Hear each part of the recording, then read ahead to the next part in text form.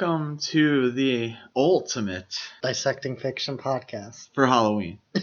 Not the last one in general. But we're calling it the ultimate one because we just went, for this one, we picked what we thought was the ultimate Halloween movie. It might be a little controversial. Ooh. But we just wanted to talk about like what we think encapsulates the season or what even we just love watching during this spooky time of year. Oh, we didn't introduce ourselves. I'm Vinny Murphy. I'm Christian Cutler. Christian, why don't you lead this one? I think you're going to have the more controversial of the choices. My favorite Halloween movie is The Nightmare Before Christmas, which is debated upon whether or not it's a Christmas movie or a Halloween movie or neither. It's also animated, which generally is not considered a part of the horror oeuvre. French, fancy. And it's also not very scary, but it does have all the elements of like Halloween-ness to me. Okay. When I watch like my Halloween movies I try to watch as many as possible going into October until we get to Halloween itself. I never watch this movie. I always kind of see it as like kind of more of a Christmas thing because he's admiring Christmas. But I understand seeing it as a Halloween movie, and clearly from like every Walgreens I've been in the last like 3 months. I mean, the principal characters are all Halloween characters. More than half the movie takes place in Halloween Town. Also, I just like always encountered this film around Halloween, and I made a habit of watching it on Halloween, and it's just one of my favorite movies, like, period.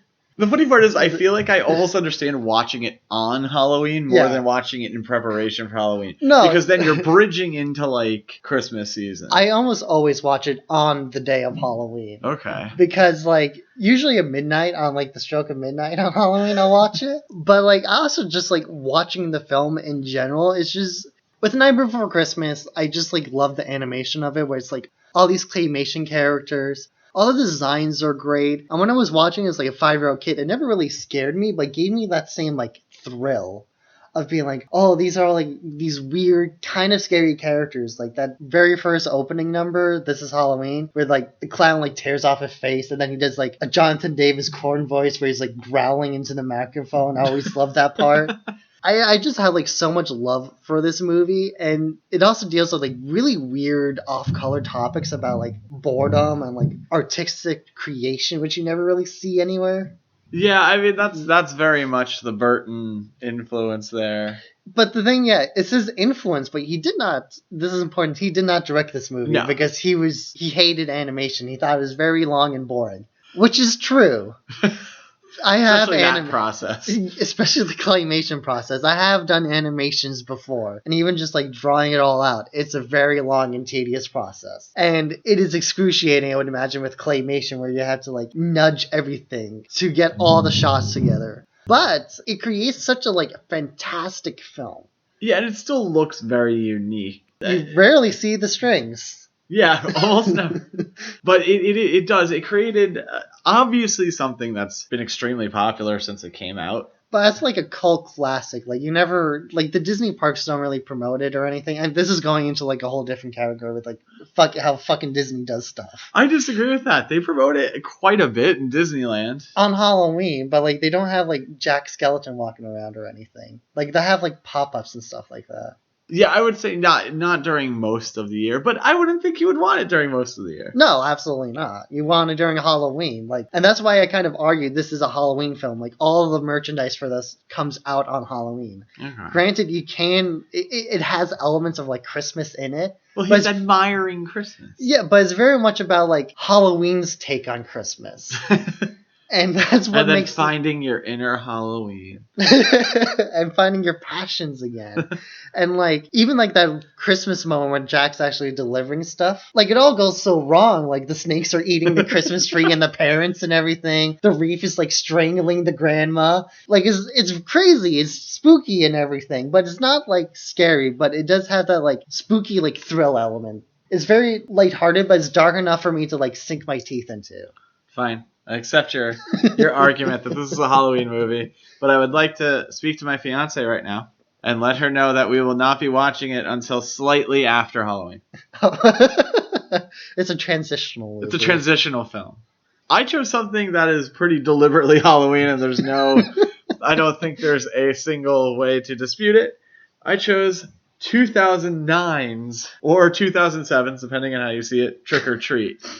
Shelved for 2 years. Yeah. Basically shelved. There were screenings of the film. I'm going to veer a little into rumor, as we do sometimes on these podcasts. I remember hearing at the time the issue was Superman Returns. That this was a film like sort of produced as a favor in anticipation of this like major hit. The film that killed careers. Yeah, this major hit that Michael Dougherty had written. This was like, like, oh, okay, we'll let you do this. And then it didn't do well. And then they were like, maybe this isn't going to be the most popular thing in the world, so let's not release it. This has a lot of the weird Hollywood drama behind the production, where it's just kind of like about like studios kind of backing out on decisions and things like that at the last minute. But why did you pick this as like your encompassing Halloween movie? Okay. This is very genuine for my brain, is I always see Halloween, even outside of just being horror films, Halloween to me is about like these over-the-top characters. And I always felt like the most Halloween thing when I was growing up was Tales from the Crypt, because it has, the just desserts thing, like the revenge, plus monsters. Halloween has very, like, deliberate imagery, and it's about people trying to convey these messages in ways that are super relatable to everyone. Trick or Treat is that to me. It's not only this anthology format, which I love anyway, which allows you to get different perspectives on Halloween, different people, how they're seeing it, all tied together by Sam walking through and punishing people for not following the rules of Halloween. But it's also on Halloween and completely about Halloween, so it's the most Halloween thing ever. Like, Creepshow would probably have been my pick, but it's not about Halloween. It's a very Halloween flavor, though. Right, no, and it is a Halloween, that's what I'm saying, but, like, Trick or Treat is even that one step further to make everything about Halloween. The other thing I really like about it is how intelligently all of it is tied together. Which is rare for anthology films. I remember when it came out. I'll say my friend Omar's name because he always promotes our videos and things on his page on Facebook. So hi, Omar. My friend Omar had called me after seeing it and was like, "You have to see this movie." And I was sort of like, "Okay, all right." This movie that got shelved for 2 years that you only kind of heard things about. He's like, "No, you have to see it." I think he came over that night with the DVD. Really? And we watched it, and he was right. I had to see this movie, and I think I went to Best Buy the next day, bought it, and then watched it 6 times that week just to pick out all the things that connected to everything else. Because the first time you watch it, you don't know anything's going to connect. So you're not paying attention. And then you realize, oh no, I've been missing all these things. And I just love Trick or Treat. I think it's a perfect movie. I have no problems with any of the segments. I think they're all really cool. And I think the payoffs on everything are great. It has a very, Pulp Fiction element to it with that, kind of anthology format. And even more so because it's based on, comic book format. It itself knows it's a Tales from the Crypt movie. Yeah. As Creepshow did, as, all the greats do. I think, that whole EC school of thought is how I see Halloween. And then this was dropping that EC school of thought directly into Halloween. And it's perfect. I don't want anything else. I can watch that movie forever. And it does have a really big cult following. There is supposed to be a sequel. Michael Dougherty says he's still working on it. Godzilla, King of the Monsters sidetracked him a little bit, understandably. Yeah, I mean, that's such a massive film. Just a little bit of money behind that movie. I wouldn't be surprised if a sequel comes out with, how Hollywood does sequels now.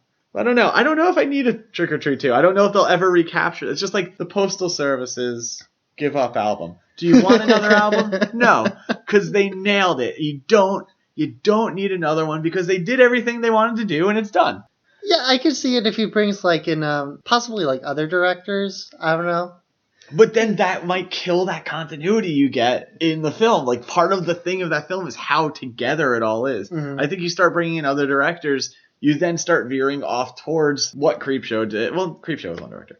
But you start veering off into what the Tales from the Crypt TV series did, where you have very, very different feeling segments. I don't think it needs it. I don't think you need to do that to Trick or Treat. I think if you're going to do another one, try to do the same kind of consistency. Do you want to just pick one favorite scene from each of our films and talk a little about them? Sure, why not? We might as well gush about some of our favorite movies a little bit. Pad this out. I think my favorite scene from Nightmare Before Christmas, an arguable horror movie, is probably just the opening number, where it's just this is Halloween. It's kind of self-explanatory in that this is Halloween. This is everything you want in Halloween. Creepy clowns, monsters under the bed, Monsters under the stairs. Monsters in the fountain. Here's the skeleton. He sings. Here's a tree with corpses hanging off of it. And they're all dancing. And it's kind of like reminds me of those like 1930 like Mark Fleischer like spooky like animations. And it's just filled with like so much like joy and passion for that. And I don't know. It's like everything about that like opening sequence I just like love. And it has all like the stereotypical like Halloween elements in the bats, spider webs, monsters, knives, everything. And especially because it's stop motion animation, it's all pretty crazy how much they fit into that sequence. And like the designs are great too, and it's all done by Danny Elfman too. Like he sings like basically that entire movie, and like he made all the music for that movie. And just like the way he does music too is just like that very strange like offbeat like 90s kind of music, and it awakens the inner emo kid in me. I think you're right on that. I think that probably is the coolest sequence in the entire film. Concerning Trick or Treat, I think my favorite sequence in the film is the reveal. Oh, spoiler alert. Big spoiler alert if you haven't seen it. Don't listen to this part. Is the reveal of the werewolves, of all the women becoming the werewolves. You have like the very American Werewolf in London-esque werewolves. And you have, the Marilyn Manson soundtrack in the background. I just remember the first time I saw the movie, I like marked like crazy. I was like, why didn't I figure this out? Because you should have figured it out. All the hints are there, and I'm sure people did. I'm not that smart, but I like bugged out the first time I saw it, and that's probably my favorite singular scene in that film. I feel like we both picked Halloween films that kind of like a pastiche of the season. Right. They kind of like boil all the elements together into like one kind of like trippy, campy film. But I think that's good because I think that's sort of what we were trying to address before with the other mini episodes is like you have all these genres. Where does this all meet? And it has to meet in a thing where you're kind of intentionally making it all meet. Yeah, mine's a little diverging a bit into like other seasons, but yours is addressing like the idea of the season as part of like the plot. Yeah, mine is just the ideas of the season like thrown into a movie, boiled into one cauldron of witch's brew. Ooh, a cauldron of witch's brew. Well, I think that brings us to the end of these Halloween specials. Thank you if you stuck with us for all of these.